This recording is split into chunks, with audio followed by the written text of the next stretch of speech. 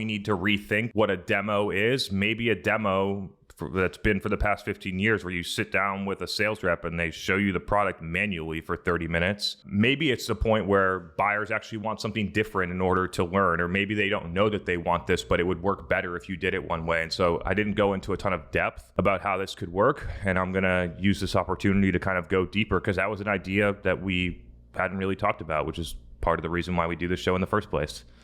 So executing marketing properly right now, it's basically sales at scale.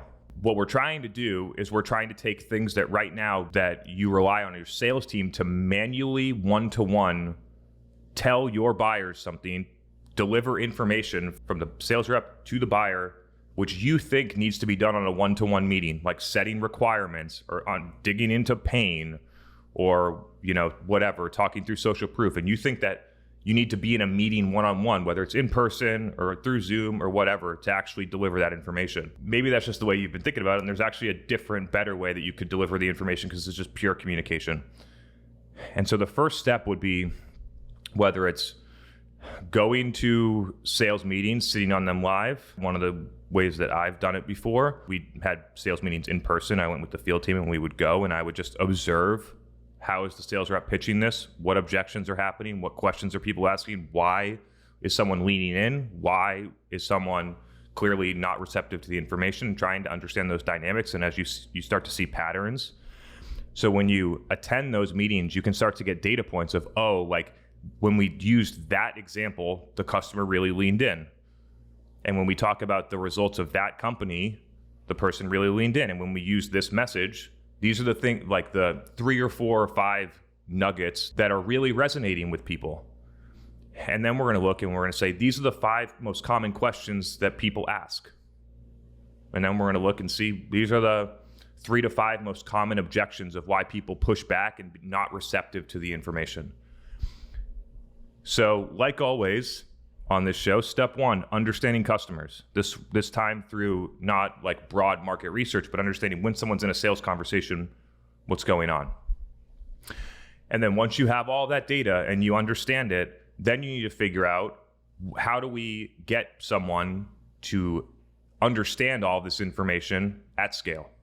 If one of the reasons why someone leans in is because there's social proof from one of your top customers about how they got this great result through X, Y, and Z by using your thing. And right now they put up this pretty slide in there at the end of their demo and say, here's what ABC company did. Then how could you repackage and retool that and then give that to the entire market so people consume it? For instance, making a 30-second animated video and then distributing it using LinkedIn ads to the C-suite and the VP level and the directors at the target accounts that you're going after. And then track how many people watched at least 27 seconds of the 30-second video. That's one way that you could do it. And then you got 14 other things you got to figure out how to tell the market. And you can go through that process over and over. And then at some point, you're gonna have to figure out a new angle to tell the same thing, right? You only have certain amount of features, value propositions, things like that. So at some point, you're gonna have to just figure out, you're not gonna create a new case study. You're just going to have to figure out a different angle in order to communicate the same things. But then if you actually had the machine running, and like we talk about in marketing, if you have media dollars and people that create content, then you have an opportunity to tell your entire target account list something new about your product, your company, your category every single day. It's an incredible thing.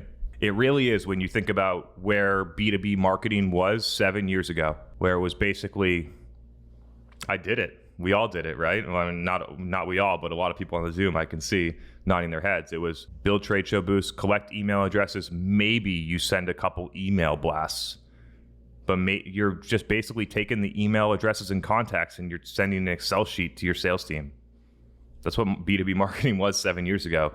And now we have all these available tools and all these cool things that we can do and all way more ownership over an actual buying journey than we did 7 years ago. And I just wish people would understand it because there's so much opportunity to take advantage of it if you can actually just realize how close it is to being able to actually do it. If you thought about how to do that with every single piece of content for objections and different things like that, you can be running sales at scale every day.